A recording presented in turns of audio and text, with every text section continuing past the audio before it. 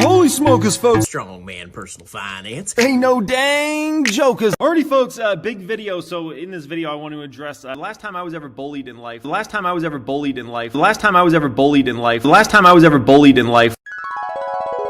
there, folks.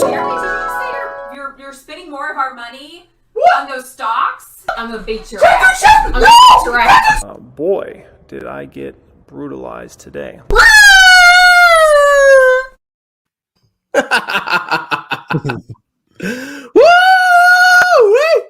Welcome back to Strongman Personal Finance, everybody. We have a special guest today, Juan Valdes with an S. With an S, that's right. I felt so guilty when I first put the video title on there and it had a Z. I was like, oh my God, I'm a terrible host. No, it's been happening my whole life, man. I always get that Z. I guess it's more Mexican. Yeah, I never see an S. I don't know. Maybe I'm just like sheltered or something. No. It's not you, man. Anyway, well, we also have a special guest today, my lovely daughter, while my wife gets ready. It's actually, we're celebrating my son's birthday later today. So, oh, congrats, man. How old is he? He's one and some change. One and some change. So what do you celebrate? Like 1 year and 3 months birthday or something? Yeah, it's like every month we have a different birthday party. No, we couldn't gather all the family until now, so that's kind of the plan. Cool. Oh, don't you start crying. All right, so why don't you tell us a little bit about yourself, Juan? I heard you're a full-time day trader and a scammer. Could you address those allegations? Yeah, for sure. I have a course. You know, I do payment plan, $10,000. No, I started my career probably about 20 something years ago, like after high school. I didn't know what I wanted to do, so I just started taking kind of random courses, some medical courses. I knew I wanted to do something in the medical field at the time. I ended up working for a fire department back when I was younger. Started a trucking business, which was extremely successful out in the East Coast, and started flipping houses also with my dad. Like we flipped a house like right before the housing market bubble, like right before, like our last house. And we made great profit and already looking for a new house, and the housing market bubble crash just started. And we were like, okay, well, we got out at a good time. The trucking business was extremely successful. I was barely finished college and making $250,000 a year just with trucks out in the East Coast. And the market for that changed also. We started having like a bunch of Eastern European, Guatemalan dudes just buy like beat up old trucks and started undercutting the prices. So the profit margins shrunk a lot, and it was kind of difficult to keep up with that. So schooling, I went to school for education, started different things like psychology, sociology. Went back to finance, finished a degree in finance, and had nothing to do with my career. I worked as a paramedic, flight medic, and I kind of stayed in the medical field and got into the management. And for the last 5 years, I moved up. I'm all the way up to like mid-level management. I'm a director for one of the largest transport companies here in Texas. And they spoil me, take care of me, man. I treated well, and just started messing around with YouTube.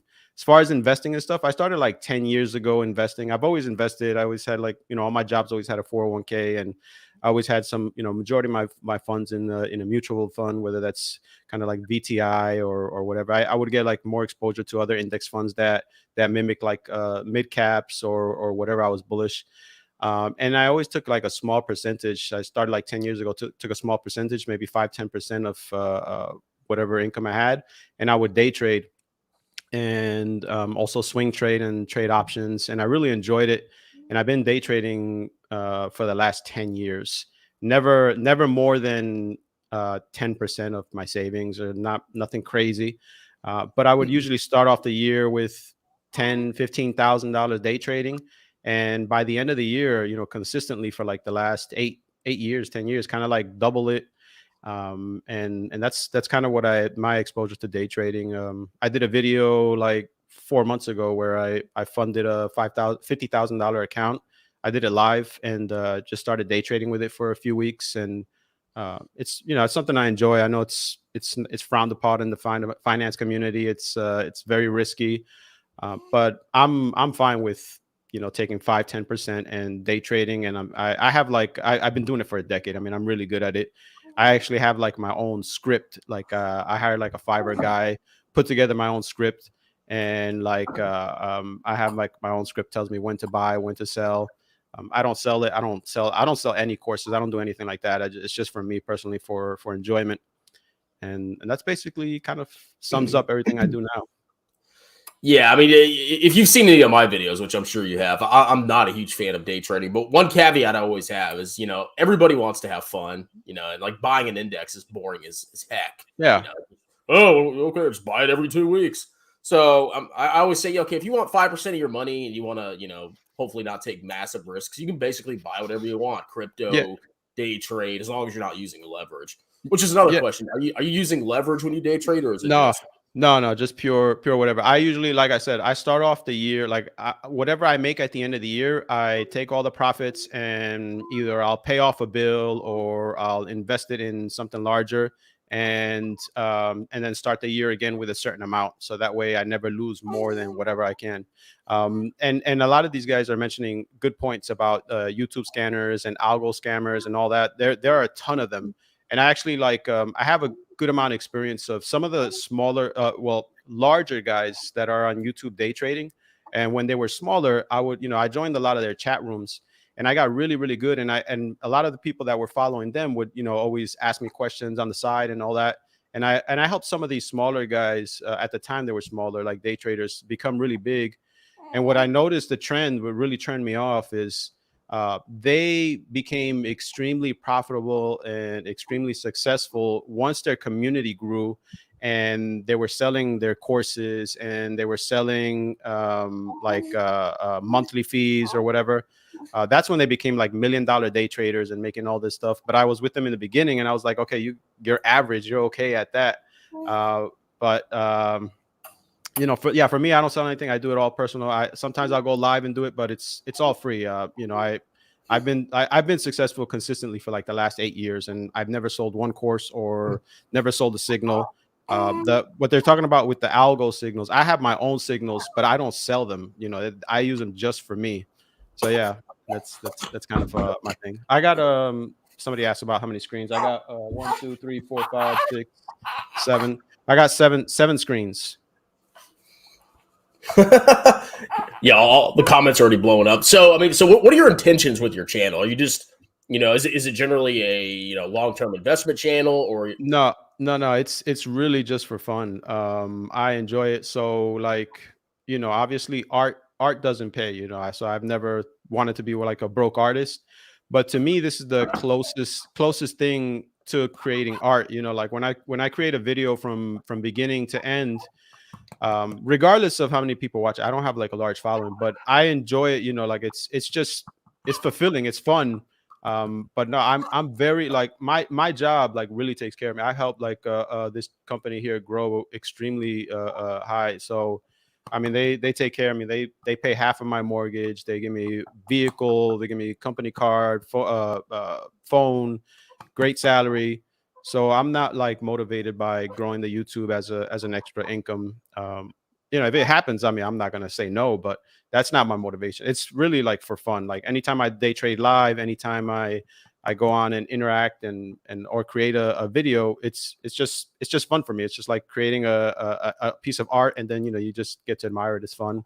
I didn't know it came with so much like criticism and hate sometimes, and sometimes some crazy comments, but it's still fun. I enjoy it, man.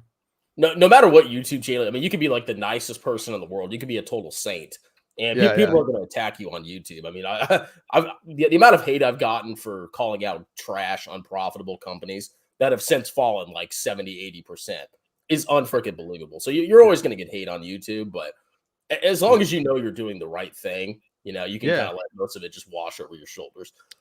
Yeah, and like your message ultimately is responsible, right? Like, I mean, if with my kids, I would never tell them to invest in something risky. Like you take your kids, if you can just put something away for them and invest in an index fund and just put like a few hundred a month. I mean, by the time they come to retirement, it's going to be great for them. But you know, I do, like I said, like when I make a video, I do make that caveat. Like I talked about a company called Sensionics, and I mentioned, you know, I'm bullish on this. They're not profitable right now. It's a very high risky stock. And I tell them, look, me personally, I have about 2%, you know, allocated towards that company. And, you know, I have like a few thousand shares. It's an amount that I'm very comfortable with if the company, because there's the potential is so, the company's so early that they can go to zero, you know, like, so I'm comfortable with the small amount, the few thousand shares that I have. It's a cheap stock. That if it dropped to zero, I'm fine. I'm going to be okay. But I do believe in the company, though. I mean, I do think they have a legitimate product. It's not as great as Tattooed Chef, but it's but it's pretty good.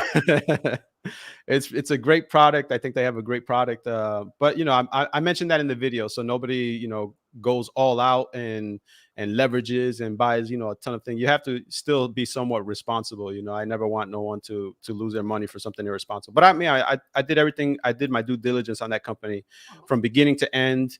I called investor relations. I looked at through the financials for the last couple of years. I created a DCF and I came up with my thesis. And I mentioned, look, this is how much I'm investing, a very small amount. And because it's not a blue chip stock, because it's not an index fund, because they don't have established revenue and free cash flow and all those things. So you I think you said you got a finance degree or you studied finance. Is that where you learned how to do DCFs, or did you just kind of figure it out on your own? Well, the finance degree helped, but it, you know, like really you don't get good at it until you work for a company and just do it over time, which my finance background has nothing to do with my company. I mean, I went back to school for financing strictly for this hobby of loving investing, loving the stock market. I love everything about the stock market. I'll be honest with you, like even the day trading, the swing trading, and I like watching people that are good at it. I get the same pleasure of it, the same way people watch football games. You know, I just love it, but it's not a career. So when I started to practice some DCFs, I started watching. I actually paid online. They had like a course. I saw, you know, the degree, your college degree helps you, but you're not going to become great at it. It's when I started practicing, and I hired a few guys on Fiverr too to kind of like private tutor me and say, look, this is what I'm doing. What am I doing wrong? And then just over time, I kind of had like a good system and built a nice Excel sheet where I just have to plug and play the numbers and stuff. And that's kind of how I got decent at it. I still kind of sometimes have to go back and kind of like review and you know, to finish my DCFs and stuff. But I did, like, if you see the Sensionics one, I did that one. That one took a while. I don't do it quickly. Like I seen some guy do it live on YouTube and he did it in a couple hours. I definitely can't do that. It'll take me a long time, and sometimes I have to go back and research and stuff like that. Yeah, I'm actually interested in looking up this company now. I mean, I'm sure it's if you're saying it's highly risky, I'm sure it's not a stock that I would buy. But I do enjoy myself looking at you know, no, especially. So yeah, so with that company, it's a $2 stock. I bought it at $1.75. And you know, I have maybe like three companies that are like under like that cheap, under $5. So this company, the reason I like it is, so if you're a diabetic, you know, number one, in the diabetes community, it has high potential, right? The market share for the monitoring your glucose. Are we still rolling live? Yeah, we're live. Oh, okay. I thought I saw the thing refreshing. So you know, when you're a diabetic and you monitor your glucose, they have what they call a CGM device, and the CGM device is just a continuous glucose monitor. So you don't have to prick yourself. If you know you're diabetic, you know, usually they had, a long time ago, they had to prick themselves 2, 3, 4 times, you know, to monitor their glucose level, and sometimes adjust their insulin according to whatever the readings are. So Dexcom, Abbott, and Medtronic's 3 big companies. They're huge companies. So Dexcom is actually a great company. It's a big company, and Medtronics and Abbott are pretty popular also. They created a device where you just insert it on your arm, and you can continuously monitor your glucose on your phone or on the app or whatever. A great breakthrough, a great device. If you look at if you look at Dexcom, I mean, since they created it, that stock was like under $20, and it shot up over the last few years to over 300, 400. But their revenue, I mean, but you see, I mean, when it went that high, it wasn't justified. It was a lot of hype, but there was a justification of growth of that company because the revenue grew over year. Their free cash flow was amazing. It was a great company. And just like Medtronics is a decent company. So this was the field, the CGM kind of like market. It's not an overpopulated market, but it's a dominated market by those companies that I mentioned. Dexcom has about 30 something +% of the market share, and then the rest is divided between Medtronics, Abbott, and Senseonics. Senseonics has like less than 1% of the market share in the United States. So the thing with this device, like the big companies, you have to change it out every 2 weeks, right? And you know that can be an issue for certain diabetics. But with Senseonics, they came out with one initially that you have to change out every 90 days. But in Europe, since 2016, they had one that you have to change out every 180 days. So last year, they finally got FDA approval to bring that device here in the United States to change out their device every 180 days. And next year, they're actually creating a device where you only insert it once a year. So the CGM will monitor your glucose for 365 days. So that's why I was like, okay, this is legitimate. And then, you know, like they have also partnered up with Ascensia, and Ascensia was already a big company in the diabetes community. So that's why I was like, okay, I read all that. I did my research. I called the company. I spoke to several people at the company, and I'm in the healthcare field. So I talked to doctors, I talked to different people, and I said, look, do you guys think this is something that can make some waves that, you know, when they introduce these products that people are going to switch to it? And they felt like, yeah, this is a good product. So, you know, self-survey, and then, you know, obviously looking at the financials. Like every startup healthcare company, the majority of their revenue goes into research and development. You know, so that's the biggest issue right now. Like if you did a DCF just based off of their free cash flow, they should be changed. They should be trading negatively. But I did a different DCF with them because the free cash flow is negative right now. I did a DCF anticipating if they had a certain percentage of the market share in the CGM market. And I said, like right now, they have like less than 0.5%, 0.05% or whatever in the United States. They have some in Europe. But when their new product comes, I say, okay, I think they're going to increase, not, you know, greatly, but increase slightly. And my DCF was based off of if they increase their market share when their 365 comes out over the next 5 years, how much their stock should be trading according to all the other data that you put in, according to the income statement, balance sheet, and financial statements and all that. So my optimistic thesis for it was that, look, I think if they track the way they're tracking now and they continue to be successful the way they have been, I think the stock should be trading at around $7.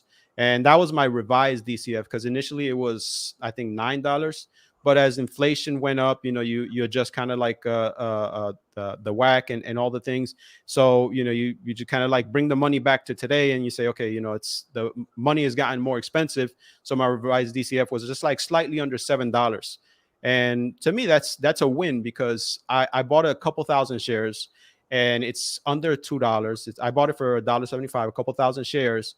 If I lose that, I'm very comfortable. But if my thesis is correct and it gets to $7 and I make $6, I've just made about $14,000 or $12,000 on a little investment over the next couple years.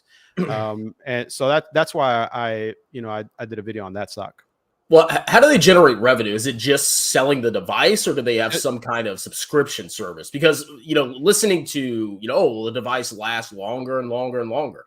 If people keep developing these devices and improving them to the point where they, you don't have to change it out every 5 years or every 10 years. Don't you think that could have some kind of negative effect on revenue, just because they won't be, selling as many devices with recurring revenue?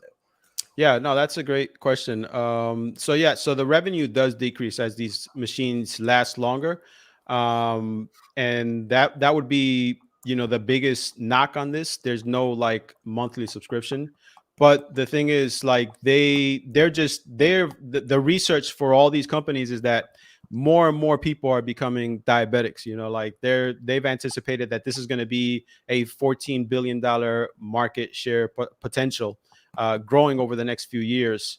I mean, if you look at Dexcom, I mean, they're the difference between Dexcom and Medtronic and Abbott. Medtronic and Abbott sell a bunch of other stuff. Dexcom mainly sells this device. And you just look at their financial statements. You look how profitable they are and how much they've grown. Just, you know, when you have time, look at their financials. It's DXCM. It's a legit company. I mean, it's a legit company, and they're doing extremely well just with the CGM device. You know, so there's a market for it. You know, people are constantly I mean, as we eat more and more unhealthily, you know, there's going to be a bigger need for these types of products. You know what I mean?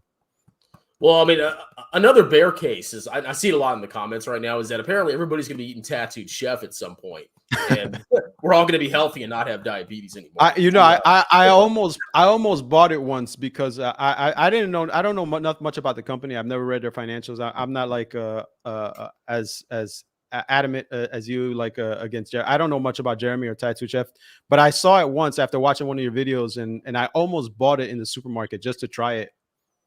Oh, I thought you meant the stock. I was like, please don't buy the stock. No. The actual food. No, I would never waste money on that. No, the actual food. Yeah, I actually got I've done a couple of videos where I've eaten the quinoa, because at Walmart there's only two things. It's like quinoa and a vegetable bowl. The quinoa isn't bad. It's really not. But I hear the vast majority of stuff.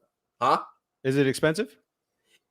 So at Walmart, I mean, the price varies. I mean, I've seen it for like $2.50, but I would say on average, it's probably, you know, if you go to like Target, it's probably $5 or $6. So it's actually insanely expensive for what you get. But so, I mean, the food was okay, but that doesn't mean the company's a great company. So I have to ask you, I know you're going to mention something about the bear case, because I did a review on your video, one of your videos. I don't remember how I came across your video, but I did a review once, and I showed it to Tom Nash, and you know, like your personality is like on the next level. Is that is that like something you started with YouTube, or is that something like how you are at home? Because I don't know if you're into old school wrestling. You kind of have like this George the Animal Steel type of WWE vibe, like so is that something that came with YouTube, or is that like something like at home and stuff like that? I mean, obviously part of it's an act. Like, I don't act like that 24/7, but that is my real personality. Like, I do like to clown around and joke. It's just not it's not at such a high level when I'm, you know, hanging out with my wife or hanging out with my friends. But yeah, so yeah. I mean, it's partially fake, but it's there's also some element of truth to it. Yeah, no, it's funny as heck. Like when you came up with that woo and screaming and all that stuff, man, I was like cracking up the first time I watched it. I was like, man, this guy's having fun. I mean, like it looks fun. I mean, like, I don't know. I wish I had like more of that personality on camera, but like I said, like I mentioned before when we were talking, I said I'm like, I don't know if you ever seen like when that old white guy with glasses is writing on the board and he's like Bueller, you know, kind of like all monotone British humor type thing. And that's how I come off on videos, man. Like, I don't know how to like have a conversation with the camera, you know, like it's difficult for me, man. Well, you just gotta be yourself. I mean, if you're not a person that screams like a clown like I do, I mean, that's just not the person that you are, you know. But like for YouTube, I mean, it's great because, you know, you make ad revenue, blah blah blah blah blah. But it's also fun. And yeah.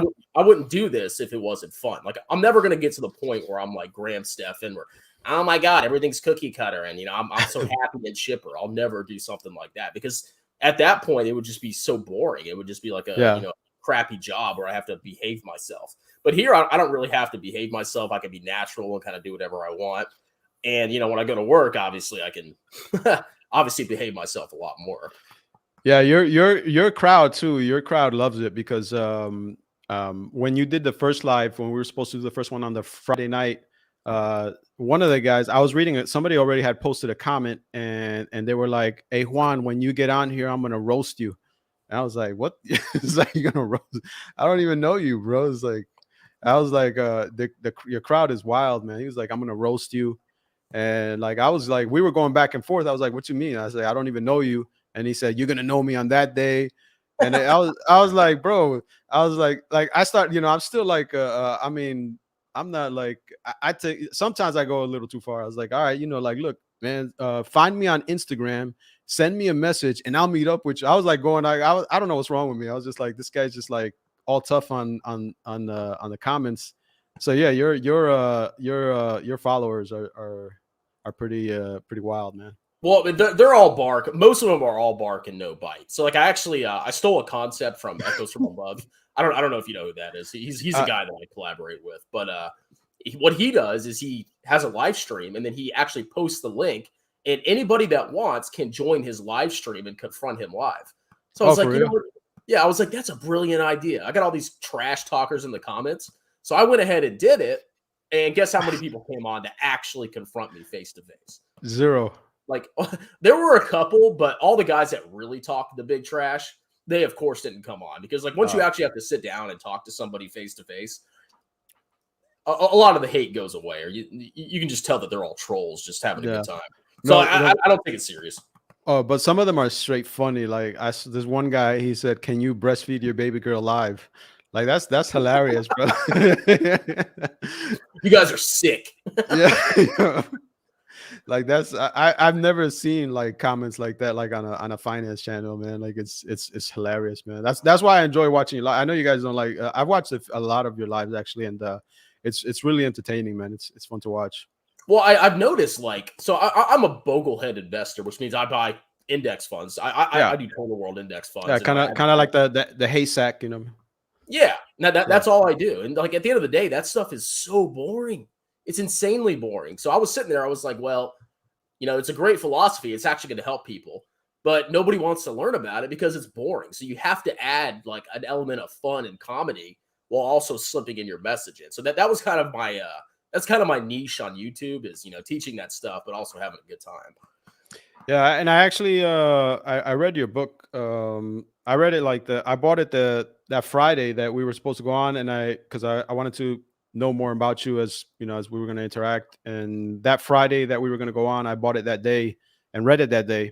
And like the overall message of that book, man, I really enjoyed it, and I enjoyed your approach towards financial literacy and being responsible, and how to choose everything from how to choose a proper life insurance to how to save your money, and really like the overall message of trying to grow your net worth as the overall goal, and being responsible with your money. And part of being responsible is investing in an index fund, obviously not an actively managed one, but like an index fund, choosing the right life insurance, being responsible with your budget.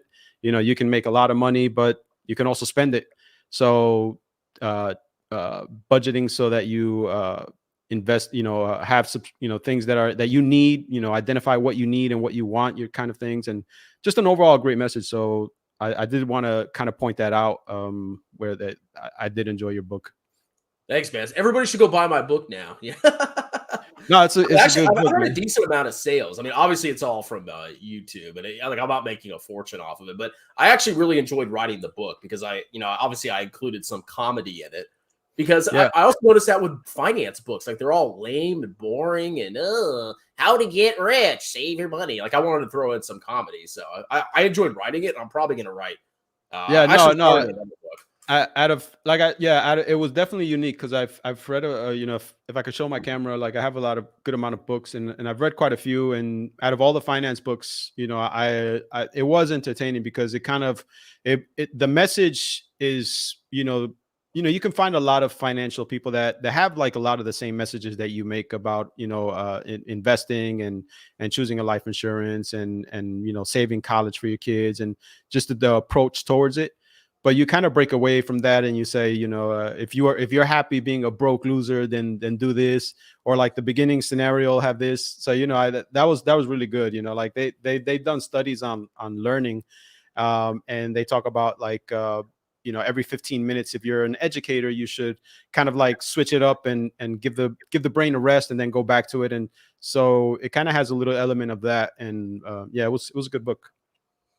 Yeah, it was a lot of fun to write. I mean, I don't even know what to say. I mean, yeah, I'm going to write another book at some point because there's some things in the book that I wish I had, emphasized more. Where I don't really talk about, global index funds in the book, and I was kind of doing that just to, not be too specific with my financial advice. I mean, obviously, if people say, "Oh, it's not financial advice," I mean, every single YouTuber on here that talks about finance, technically, it's financial advice, but you got to be careful not to cross that line.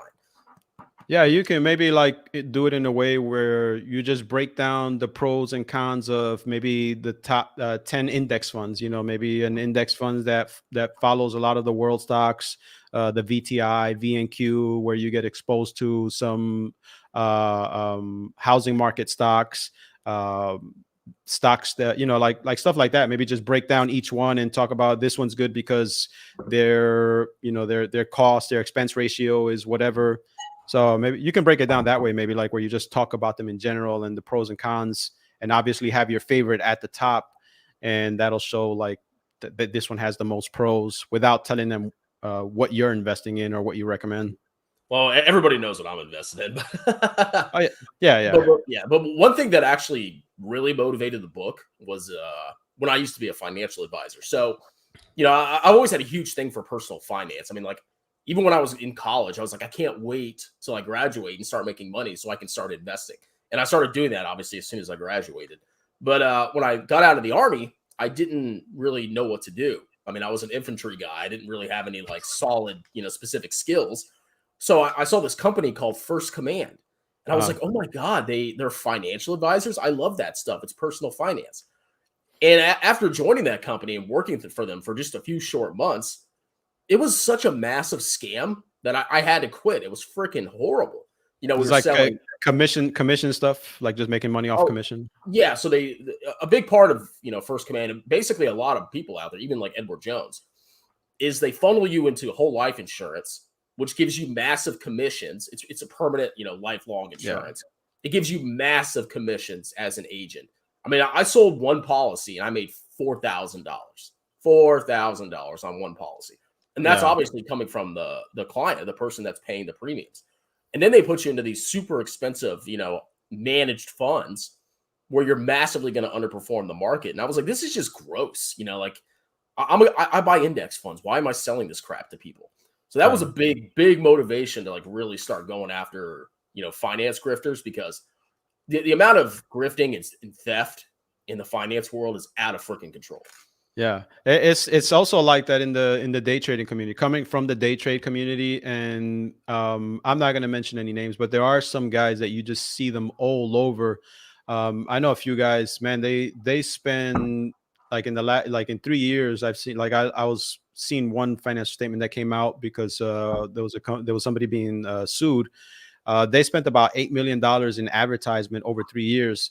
And this is a day trader that you see their ads and you see them on there all the time.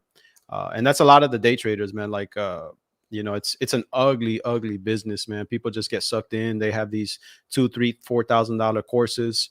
So that's why I was like, that's why I wanted to do my own thing where I said, look, you don't have to pay nobody.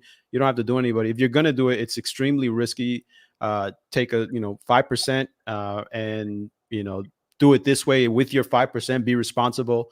And that's kind of like what I did with my day trading and investing in these like small to mid cap stocks and stuff like that. Yeah, one thing we all have to be careful of as YouTubers is, I mean, and everybody has this temptation. It's once you get big enough, like let's say you had 500,000 subscribers. I mean, the temptation has got to be there, and even I'll probably have this if I ever get that big. Is if I start teaching day trading, I could make, even if I charge $20 per person, I could make millions off of my fans. So, I mean, and that just goes out to all creators out there. You may start off as like, fresh and, you have good intentions, but once you get to that level, the temptation is there. Yeah, that's true, man.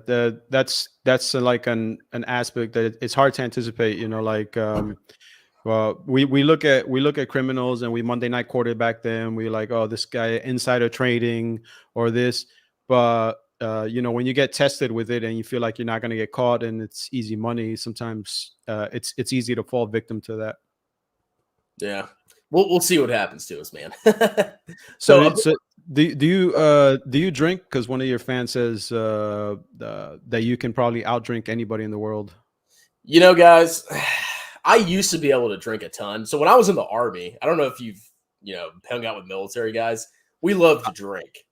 Yeah, I was born on a military base. My dad spent 30 plus years in the Air Force. Woo!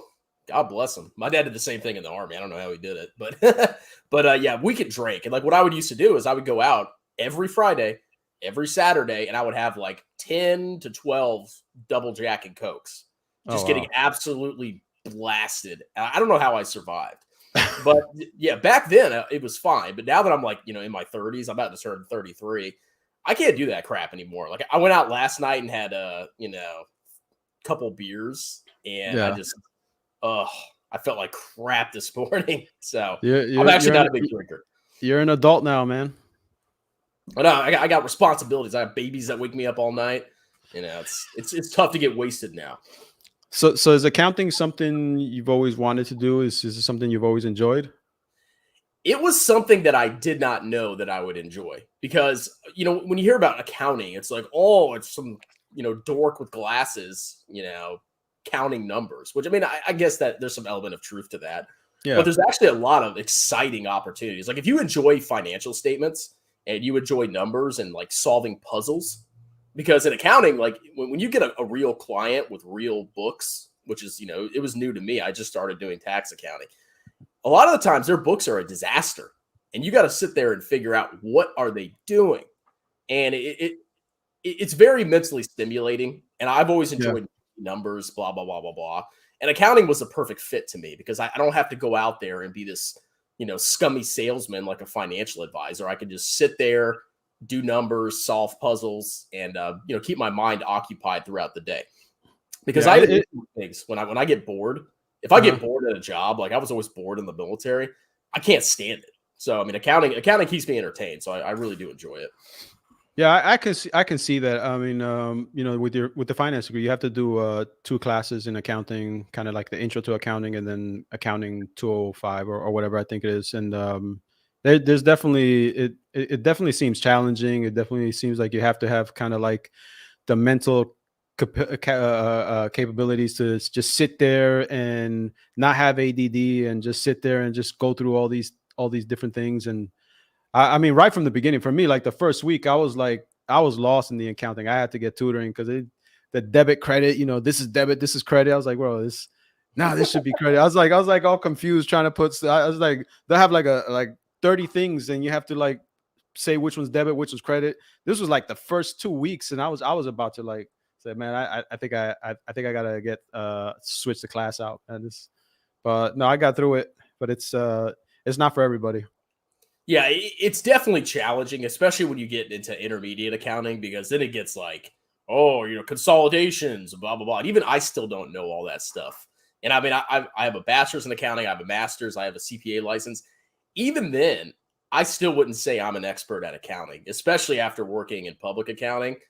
I have a lot to learn because there's just so much out there. And then if you do taxes, there's like a billion laws with taxes. And it seems like every time I get a new tax return, I'm learning something new. So it's definitely a great profession, and it takes a lot of time and experience to really master it. Is the overall goal to get that experience and then get your own kind of like firm type of thing or your own practice?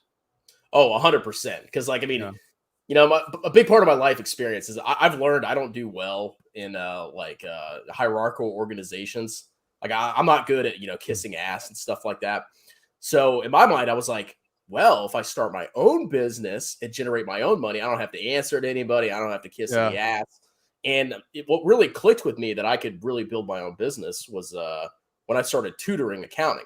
There's this website called wiseant.com. And I was like, one day I was like, you know what? Maybe I can make like $100 a month tutoring. So I started my profile. And before you know it, I had people taking the CPA exam, people get their master's or bachelor's. I started tutoring them and I started making a ton of money. And I was getting like 5-star reviews. And I was like, yeah, I don't have to freaking work for an employer. I could start my own business, obviously, because it seems like I have the ability to do that. And that kind of motivated me to really start focusing on self-employment. So yeah, that is the long-term goal of, me working in tax.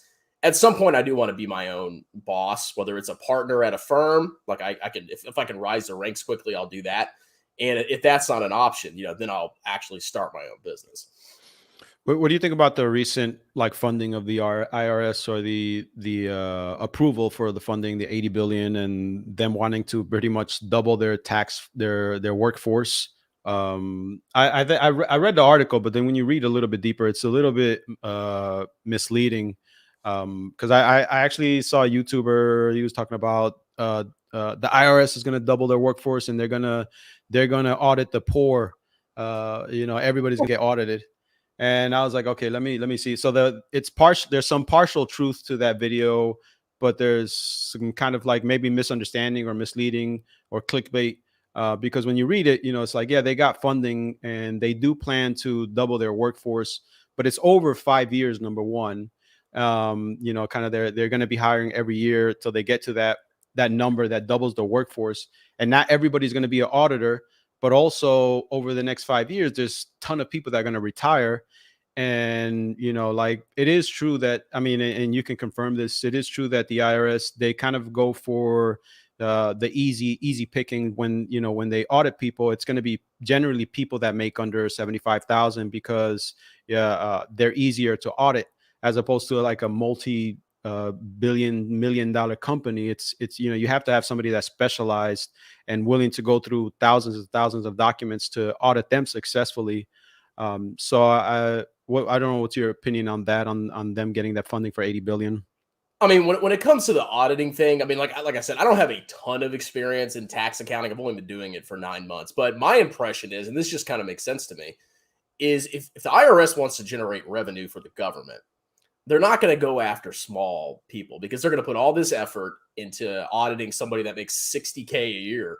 And, maybe we can get an extra $200 on their tax bill. Mm-hmm. And another thing is, if you get audited and it turns out that you were missing something, you might actually get a refund.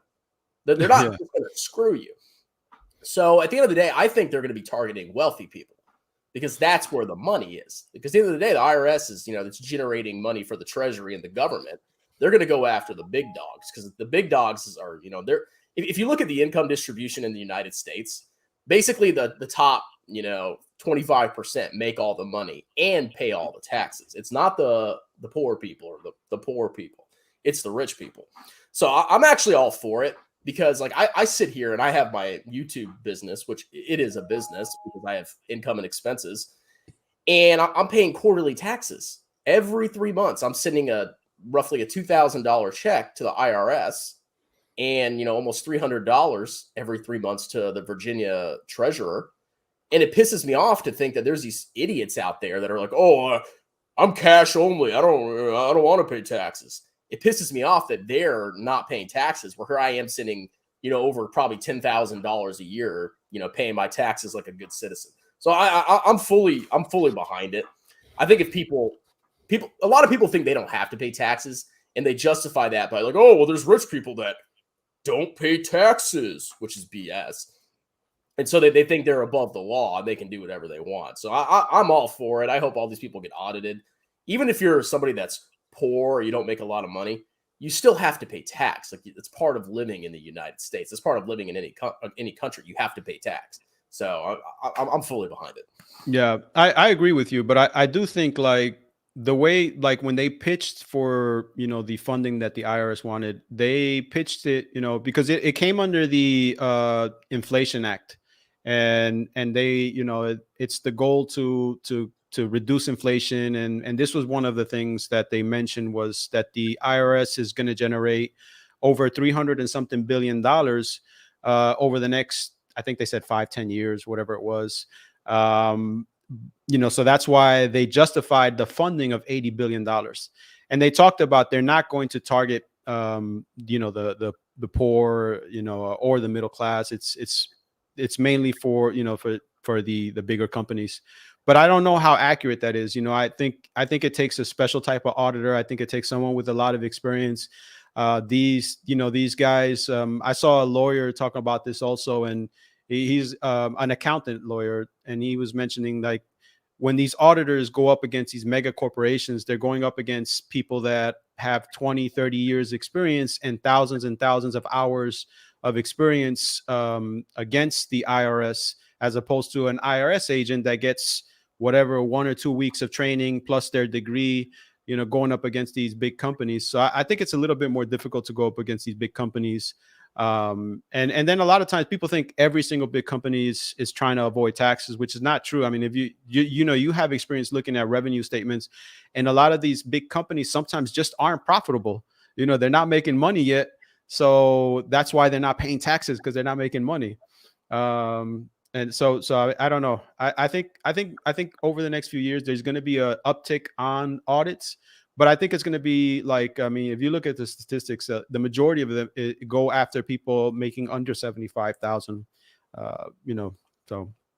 Yeah, I mean, I would have to do more research on it, but I mean, to be honest, it sounds to me like if the Treasury wants more money, they're not going to get it from the middle class, because like I said, they're probably going to get maybe a small adjustment on their tax return. Oh, you owe $100 more. It's not a big deal, but you do have a good point about the IRS going up against these mega corporations, because I can tell you, like, looking at the company I work for, the partners, they've been doing this for 20, 30, 40 years. Right. And then you got some IRS guy. He's like, oh, I got my bachelor's in accounting, or bachelor's in business or whatever. They don't know what they're freaking doing. So there is a huge element of truth to, these people having issues, IRS having issues auditing big corporations. And that's the point. Like the way they justified the $80 billion bill was saying that they're going to double their workforce and go after the rich, right? And bring in over 300 billion, so you're investing 80 billion in the IRS, and you're going to see the returns of over 300 something billion. But like I said, like, okay, if they hire these people that they're hiring aren't going to be able to go against the big companies. Number one, there's no way possible. Anybody even with under 2, 3, 4 years experience can't go against a mega corporation. And so I don't know how they're gonna, I just think there may be an increase in audits in big companies and small companies. I just think they're going to fall flat and not generate that extra 300 or something billion that they promised that they're going to generate after the government spent 80 billion on them. But that's they don't have to necessarily. There are a lot of people out there that they're just a sole proprietor. They're just one person, and they make a ton of freaking money. So the IRS can also target people that don't have a mega corporation, or they don't have to target McDonald's. They could target your local rich guy that has like 50 investment properties and do an audit of their tax returns, or maybe even look at their tax deductions and see if they're actually deducting stuff properly. And they can make a lot of money from there too. But at the end of the day, an average working class person that gets a W-2, I mean, there's nothing to really audit there. It's like, okay, did you file your taxes with your W-2? Did you report your income? Okay, there's no adjustments to your tax return.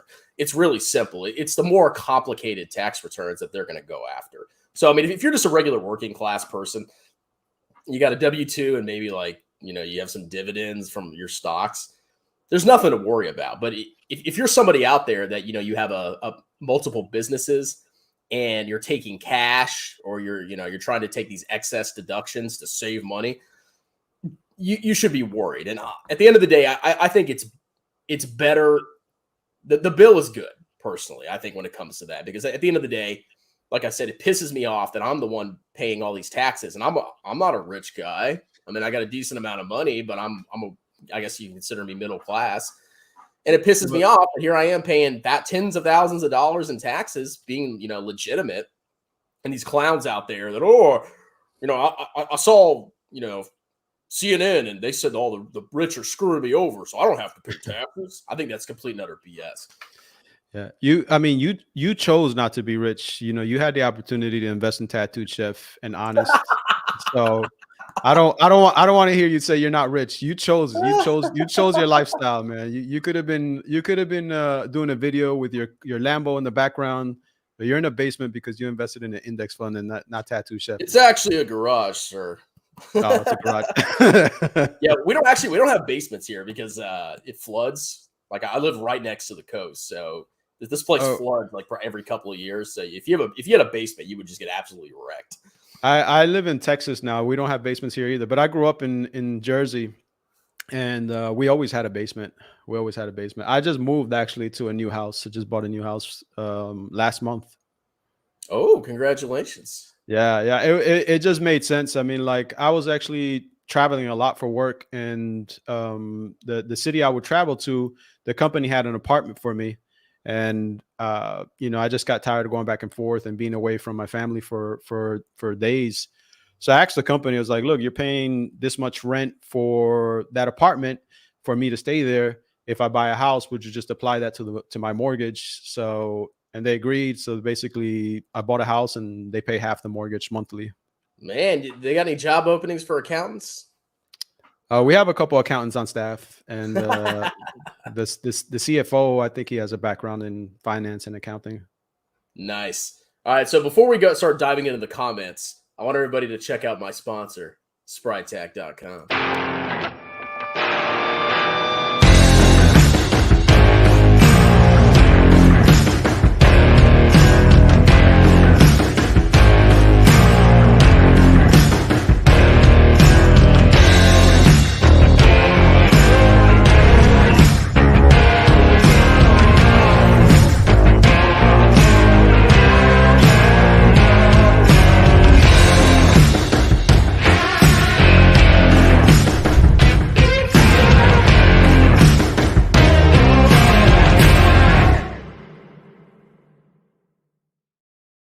Ladies and gentlemen, if you want a pair of comfortable yet durable cargo pants, check out SpryTac.com. And there is a coupon code coming out. Once I work it out with the owner of the business, you guys can get a discount on pants.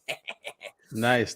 Those are, I used to wear stuff like that, that kind, 511s, those type things. I used to work as a paramedic, also worked as a flight paramedic for a while. Those type of pants are really comfortable, man. Oh yeah, they are nice. I'm not going to dispute that. I'm going to do a dedicated video this weekend, show off my hot body, and compare them to military pants. Oh, what made you first take off your shirt on the video? By the way, just curious. Honestly, all right, I'm just the kind of guy, like, I just don't care. And when I'm walking around the house, I'm literally just in my underwear. Like, I'm not even joking. I hate wearing clothes, 100%. And then on top of that, like, I'm in my garage. So it gets freaking hot in here. Oh, so, yeah. There's a lot of reasons, but honestly, it doesn't. It's just something that I do. I mean, I try to be as real as possible on here. No, I like it. I think that's why you've grown. You know what I mean? Like, so quickly over the last year and stuff. Well, some people. I mean, there's a huge audience that just despise me. Like, I chew on camera. I'm shirtless. I'm greasy. A lot of people don't like that, and they're like, "Why am I going to listen to this freaking clown?" But then, there's the other people that, don't take it too seriously. And that's the kind of people that I want watching my channel. Yeah. This guy's a regular job with benefits. Loser. He's talking about a question. He's talking about me, or? Probably both of us. We're both losers. Oh, if you're not full-time YouTube, you're a loser. Oh, no. My job pays good though, man. No, but you're not. Are you a multimillionaire with Teslas in your garage? I'm not. Oh. But I'm comfortable, man. Oh, sorry. So I do have a question about day trading. So yeah. Do you have time, if you're working during the day, right? I mean, this is just in general. Anybody that has a full-time job. How do you have time to day trade? So the majority of day traders, you make money based off of volatility. That's the only way you can day trade. If you try to day trade when no one's day trading, then, like people don't generally day trade between 1 and 2 p.m. Eastern because Wall Street goes to lunch type of thing, right? So the majority of people that day trade and have full-time jobs, they day trade just the first hour or two of the market opening, because that's when the most volatility is there. So people have their strategies where they buy some sort of breakout, or they look for some sort of support and buy at support. And some people do swing trading where they look at a stock over a 5-day period, 1 month period, and they see that a stock is falling into support, meaning that when this stock pulls back and it hits, let's say $300, let's say we're talking about Microsoft, and I don't know what it's trading at. This is just made up numbers, but let's say Microsoft over the last 3 years, every time it hits between 290 and 300, it kind of bounces and institutional investors come back in, invest in it, and it kind of reverses and it hits 320 or whatever. So a swing trader, the one that has less time, they're going to wait till it gets to that zone. They're going to buy some options or stocks, and they're going to have a profit target. So, I mean, for me personally, the way I, when I want to day trade, I have like a lot of autonomy. So in my region, I'm the director and I have a large region. And I basically, a lot of times I start off my day right here in this, where we're filming right now. This is my personal home office. And I might start off the day here, the first 2-3 hours responding to emails that I have to for my job, or early morning Zoom meetings. And then I'll go to certain meetings in certain hospitals or wherever I have to travel to. So I have like kind of a lot of autonomy. I know not everyone is granted that, but that's how some people with regular day trade. And now it's even different. Like when I first started, it's a lot different than it is now. People can day trade on their cell phones. So, some people could be at work, maybe flipping burgers and day trading. So I don't know, that's how the majority of people do it, I think. But very few people, very, very few people can get to the point where they can just make a career off of day trading. I don't care what they, because if you look at YouTube, they make it sound so easy that everybody could do it. It's not the case.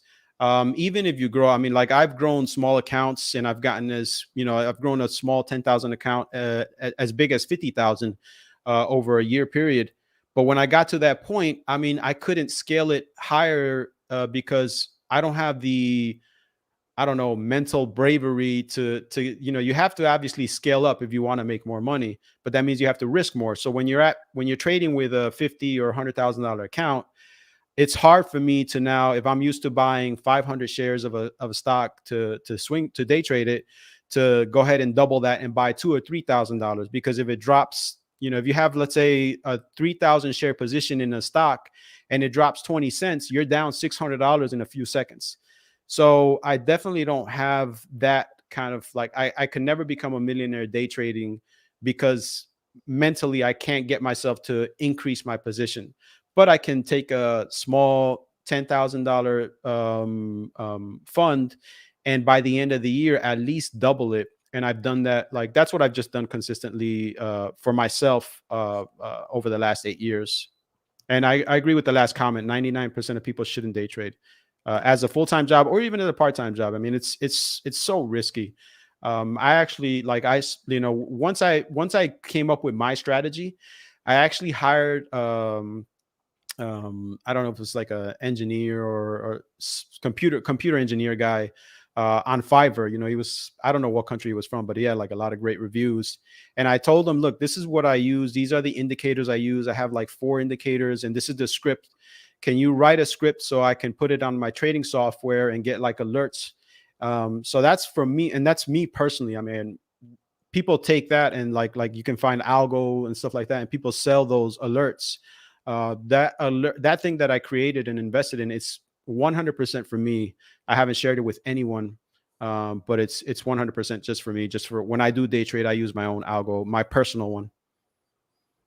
Yeah, that makes sense. I mean, at the end of the day, if you started selling that and then like maybe there was a flaw and people started losing money, I mean, you could get absolutely freaking roasted. So, and not only that, if you read Benjamin Graham's Intelligent Investor, one of the things he talks about early on was if you had like a strategy that was working for you, and and you start sharing it with everybody, it's probably not going to work in the future. And that really stuck in my head. It's like, yeah, if you do have a strategy and it does work, if too many people start using it, the way, especially the market is, it's just not going to work the same. So, yeah, stay away from day trading. That's my advice, even though I'm a day trader. These guys that are making, there are some day traders that are on YouTube. And like I said, I'm not going to name them. I know some of them personally. They are making millions, but you have to realize that they have what I call like a safety net, right?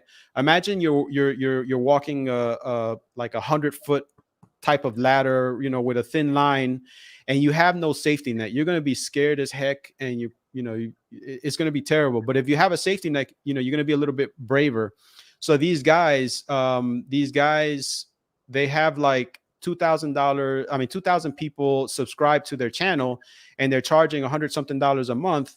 So that's a safety net. I mean, like, just their channel, just their subscription, just their software that they sell for education, they're making hundreds and hundreds of thousands. And I know some of these guys personally are making hundreds and hundreds of thousands a month. So they can day trade and take a position and be down $20,000 like it's nothing. But they're okay. They're comfortable, because even if they don't make money, they know that the funding from the people paying to watch them day trade is going to supplement that. So they can take these huge positions. I can't do that. You hit the nail on the head, because that's the scam of YouTube. It's like a lot of these guys, they just have very large portfolios because, it's because I'm a good investor. No, it's because you sell courses and you get millions of dollars. And people fall for it because the numbers are big. And they're usually total freaking clowns that are losing money hand over fist. So, but I mean, they just go ahead and screw their fans. They do. I got one more comment here, then we're going to have to shut it down. My parents are actually getting close. I don't day trade. I minute trade. My goal is 1% per second. That's your boy, right? That's the guy that comes on sometimes with you. Yeah. Capital Mind. Fabio, my hero. Fabio, you have like a funny crew. You have I forgot the guy that starts with a J. Jay Nagy. Jay Nagy, and then is Fabio the one that everybody makes fun of because he has like lame jokes and stuff sometimes? Well, I mean, Fabio does have lame jokes, but no, I'm just kidding. But no, it's investing with Cole. Oh, investing with Cole. That's right. That's right. I seen it. I even like participated once. I put in the chat like out of all you guys, I would short Cole. Yeah, but we have a nice balance. Like whenever we have time to do our stream, which maybe we'll have time today, guys. If you're watching, maybe 8 o'clock today, we'll see. But it's a nice balance. Like Fabio's like a little bit more serious. Cole's a clown. I'm a clown too. I mean, it's a lot of fun. So. Yeah, no, the guy Capital, I think Capital Mind said I've seen some of his video. He's really analytical, and he really breaks down a lot of great concepts, and seems like a real responsible investor. I appreciate some of his videos. He's a hero. I love him. All right, man. You got any last words about yourself before we shut this off? No, man. Thanks for having me. It's been a blast. I really enjoyed it. Sorry, I don't have the personality of Cole, but that's okay. That's okay. But this is me. This is how I really am in real life. Cool. Well, it's great having you on, and I mean, yeah, I enjoyed it as well. We could always have you on again if you wanted to talk, specifically about like Sensonomics or whatever it is. So yeah. All right, yeah, it's cool. That'll be fun. All right. Well, we're gonna go ahead and shut this off, and you guys have a wonderful day. Cheers. Take care.